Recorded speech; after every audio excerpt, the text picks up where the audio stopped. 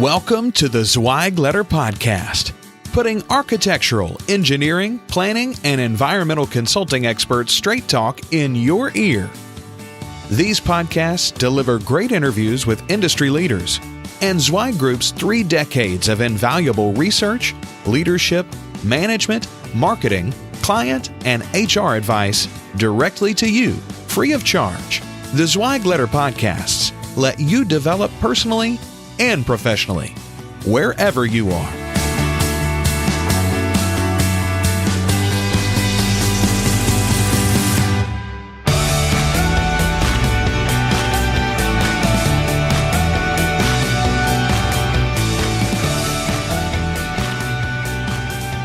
Hey folks, and welcome to another episode of the Zweig Letter Podcast. I'm your host, Randy Wilburn, and I am here today with none other than our own Mark Zweig, chairman and founder of Zweig Group. And Mark and I have gotten together today to discuss a couple of his most recent articles in the Zweig Letter that I thought were definitely worth talking about a little bit further. And Mark, it's certainly good to have you on the podcast today. We really appreciate you taking time out of your schedule to be with us. You recently wrote in a TZL article on June 25th about speed being everything. And I know how important it is for us to respond, and that's part of the culture here at Zweig Group is trying to respond in a timely and efficient manner with all matter of being, whether it's with internally with colleagues as well as externally with clients. But why don't you talk a little bit about just this whole idea of why speed is everything and why it's something that it's been a hallmark of the way that you've done consulting for years. It's kind of like how I view paying my bills. You know, I was talking with my oldest daughter, Christy, the other day about this, and she said she got the same thing from me, and that is, I pay my bills the day I get them. Yeah. Or the next day, if you go home at night and you open the mailbox and the next day. But the reason is, I always feel that, if I can't afford to pay it now, I sure as heck am not going to be able to afford to pay it later. Right. So I like to get it out of the way. Right. And it's the same thing with basically everything. Yeah. It's, if you don't have time to do it now, what makes you think you'll have time later? It's just because you'll have other stuff you have to do. So you might as well get it done. And that applies to so many things. And then if you do, everything just goes faster. You're not holding up people, and, they like you better. I mean, I don't know what else to say. Yeah. It's kind of a simple idea, but it really starts with, and you see people in this business that we work in, particularly the AE industry, that are very analytical, and they can't make a decision because they need more information, or they just don't make a decision, period, because they hope they won't have to and maybe it'll go away. Yeah. Maybe somebody else will make the decision. I don't know what it is, but it's a problem. Yeah. And so that holds everybody up. It frustrates people inside the company, outside the company, whatever. Yeah. You just do it faster. Most of the time, your quality of your decision doesn't improve with more information being thrown in there. Yeah. So you'll never have enough information to make a decision. And what I see with leaders is they should have pre-made 90% of the decisions that they have to make. Yeah.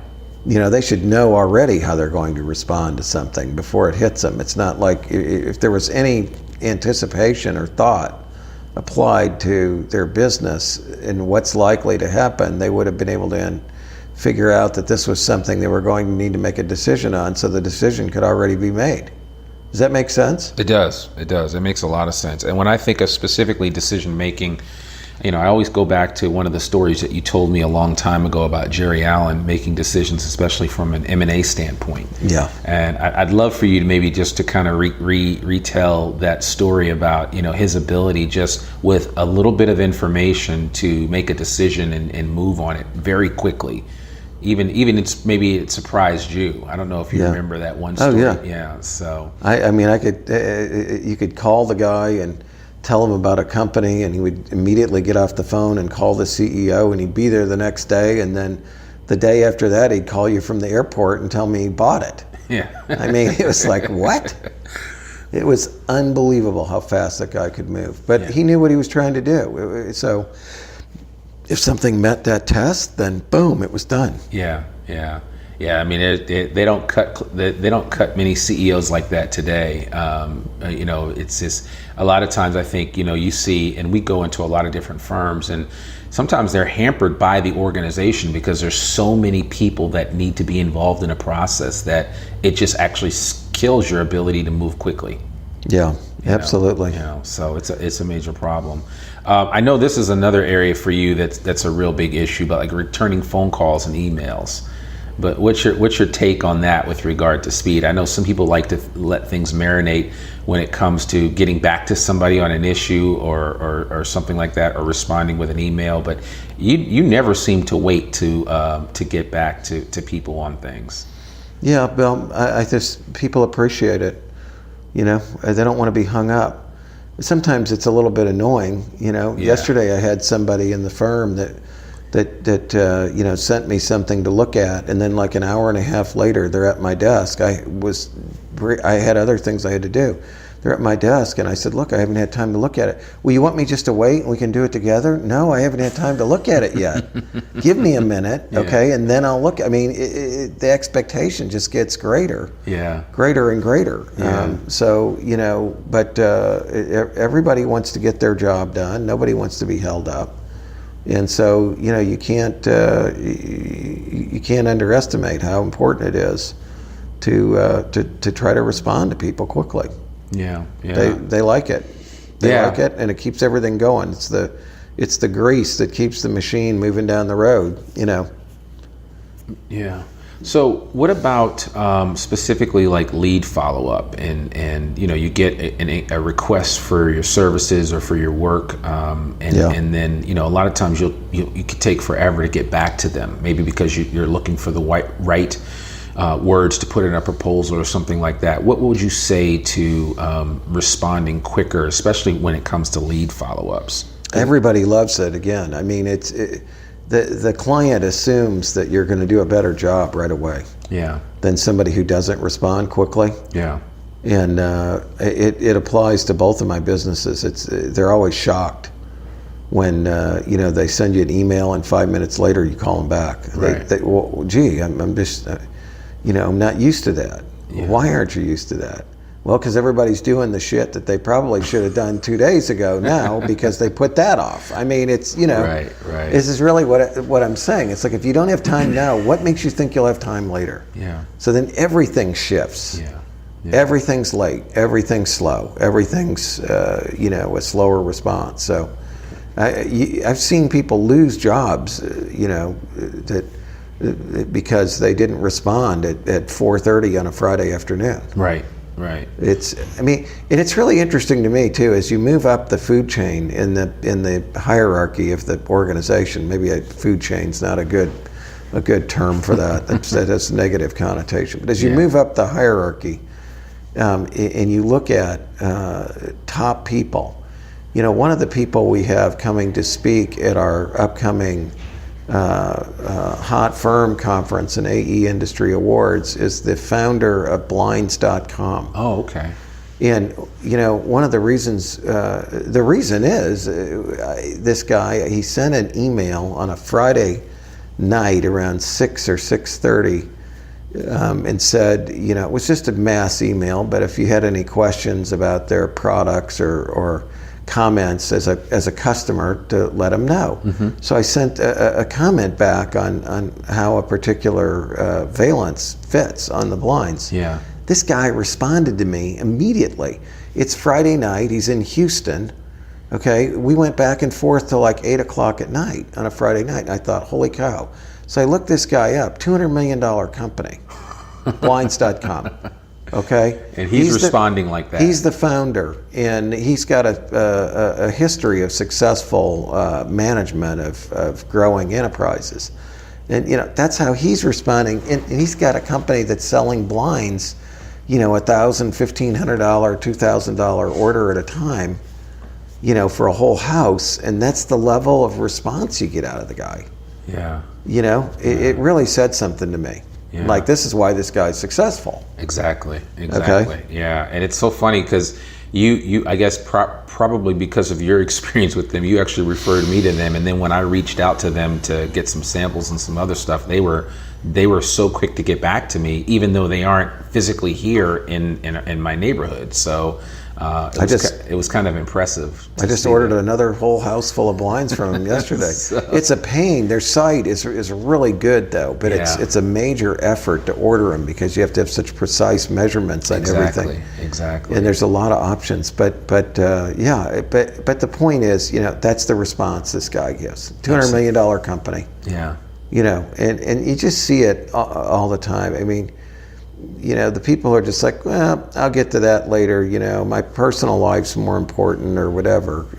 Well, it just makes you feel like you've been deprioritized. Yeah. Customer really, or the client's not that important. Yeah, that's true. And we understand that there's some balance involved, but of course, I think that with the advent of technology today, there's almost no excuse for you not to get in touch with someone. And that kind of leads me to my next point, and that is this whole idea of information sharing, especially internally. I mean, obviously you need to share information with your clients when you have it, as soon as you get it, but especially internally as a project manager, if you go to a stakeholder or client meeting and you get a whole bunch of new data points, and then you don't take time as soon as that meeting's over to then communicate that to your project management team.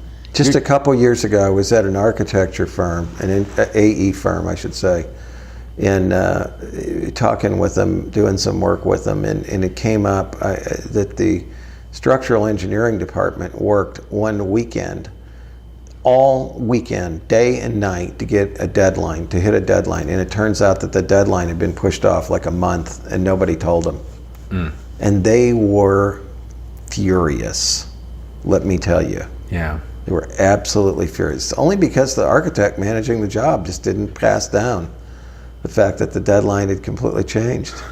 Man. So they're thinking they got to work their ass off all weekend, and that's what they got for it. They weren't happy. Excuse me. That happens more than you think. Oh, it does. I've told that story. I've shared that particular story with several people in a couple of our training programs, and we got multiple nods of heads of people that said, yeah, I've been in that same situation.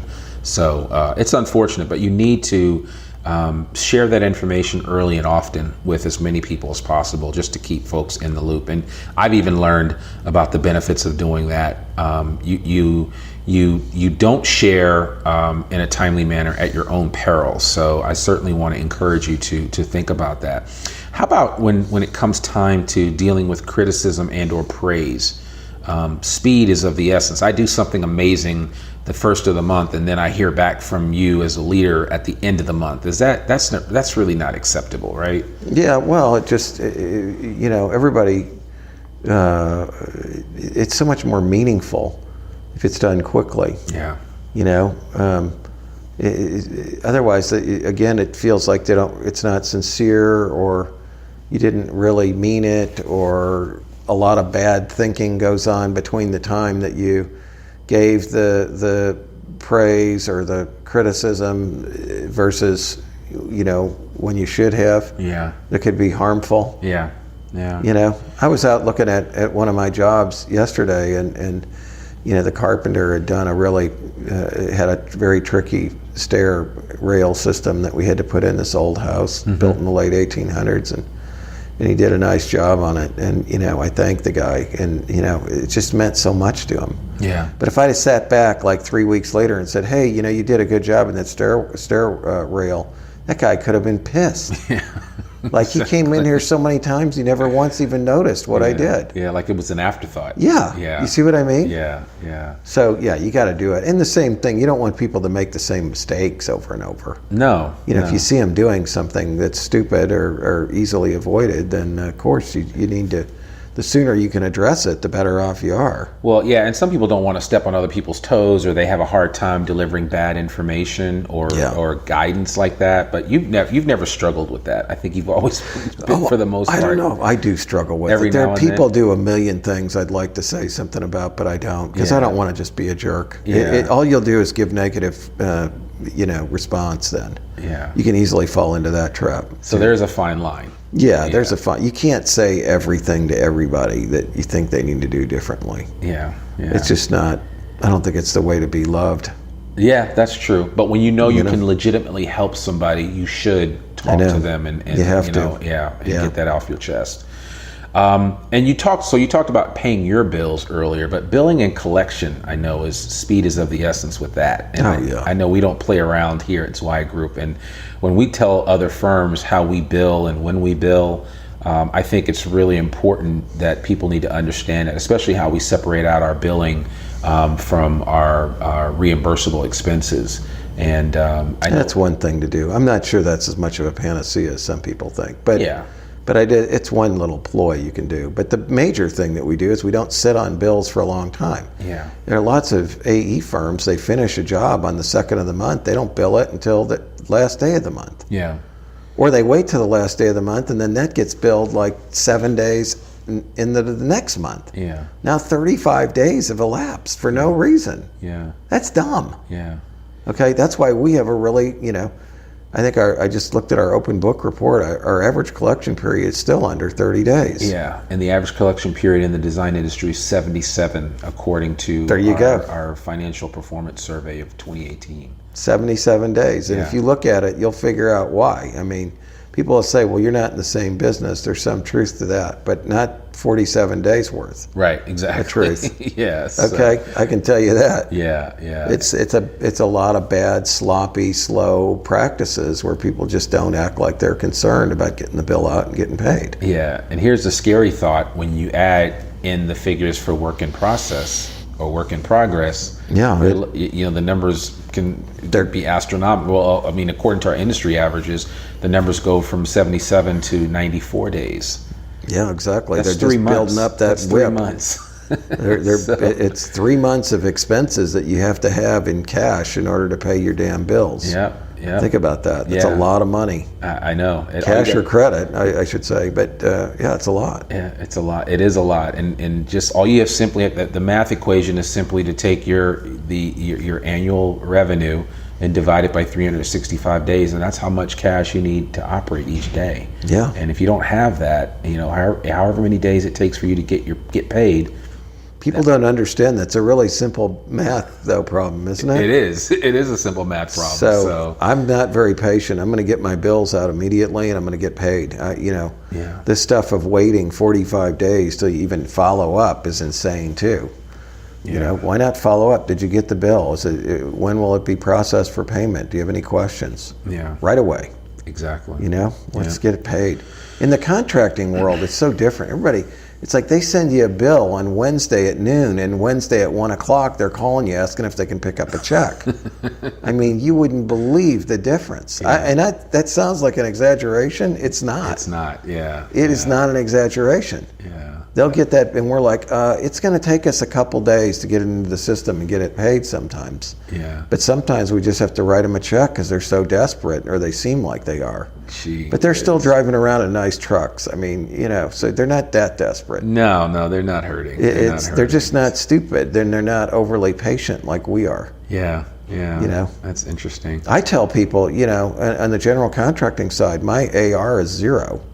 Because we get paid on demand. We bill every single week and we get paid. Wow. If we don't get paid, we stop. Yeah. We're not going to work another week and not get paid. Are you crazy? Yeah. We can't finance their business. Yeah. We're not going to finance their project. They're financing their project. We're not their bank. Yeah. It's just a totally different mentality. It is, because I know what you deal with some general contractors. They won't even take a deposit. They'll take payment at the end, and they miss out on that opportunity to at least collect some of the money up front. Yeah, we're not doing that in the contracting world, but in the AE world, we do. Yeah. And because there's a longer lag from the time you'll get paid. We bill monthly. Yeah. But I know it's crazy. Yeah. Get your bills out, get paid. Exactly. And do it quickly. Yep. So finally, you talked about the delivery of the final worked product. Yeah. So speed is essential in this area as well.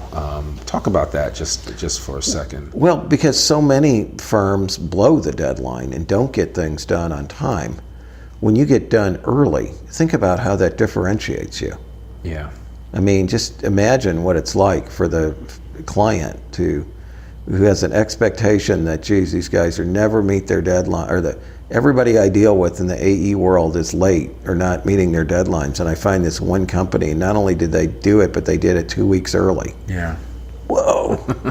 They must really be good. Yeah. I like them. Let's give them some more work. Yeah. That's it. Yeah. So just a differentiator. Yeah, and that your ability to respond quickly will certainly open you up to being offered more work. Absolutely. It happens every time. So. It does. Well, it really does. Yeah. Well, there you have it, folks. Speed is everything, as they say, and we do know now that Mark Zweig pays his bills as soon as he receives them. So that's always a good thing. I certainly learned a couple of things from you today with that, so I really appreciate you sharing it. Folks, I want to thank you for taking time out of your schedule to check out the Zweig Letter podcast. We are going through a lot of changes here, and we're really thankful for you, our listening audience, to take time out to listen to us each and every week, and we really appreciate it. These summer months seem to go by quickly, and it just seems like we turn around and it's almost August. And your kids are ready to get back to school, but I'm sure a lot of you are out there enjoying the sun and getting out and getting some vacation and some much needed time away from the office. And I know that a lot of you are including the Zweig Letter podcast in your daily routine when you're doing that. And so we really appreciate that. Wanted to tell you about a couple of things coming up. Our Hot Firm Awards conference for the design industry is taking place on the 20th and 21st of September in Dallas, Texas. And you can find out more about that online at zweiggroup.com. And I also want to let you know that we've got a couple of gifts for you today. And one is a free subscription to the Zweig Letter. You can get what I think is the oldest running design industry newsletter publication. It's been run continuously since 1992, and it may not necessarily be the oldest. I think it's the best, but it's still, I feel very strongly about it. But it's run continuously since 92, and it's an amazing, 12-page newsletter that comes out weekly, 48 weeks a year. And Mark writes an amazing editorial in there each and every week, and he always has something new to say. And that's actually where we get some of the ideas for some of these podcasts that we do. And for those of you that have been listening to this podcast for a long time, you remember when Mark used to read his articles on the Zweig Letter podcast, but those days are gone, and we now just have simple conversations like the one today. So we appreciate you listening to that, but you can visit zweiggroup.com and just click on the Zweig Letter icon, and all you need to do is put your email address in, and we'll start sending you that digital subscription to the Zweig Letter free of charge. Comes out every Monday at noon, and there's always a fresh copy coming hot off the presses. So we encourage you to take advantage of that. Finally, I want to mention Civil Plus Structural magazine. Really want to encourage you to check that out. You can click on the Civil Plus Structural icon on the Zweig Letter, on the zweiggroup.com website, and you can subscribe right there for a digital subscription to Civil Plus Structural and check out what's happening on that side of the world. We really appreciate you guys. We thank you so much for checking out this episode of the Zweig Letter podcast. We'll be back next week with another fresh episode, and we hope you make it a great day. I'm your host, Randy Wilburn. Take care. Thanks for tuning in to this Zweig Letter podcast episode. If you want more wisdom and inspiration, in addition to information about M&A, strategic planning, HR, and marketing your firm, subscribe now to the digital version of the Zweig Letter free of charge. Just visit thezweigletter.com/subscribe and leave your email address. Your free subscription will begin immediately.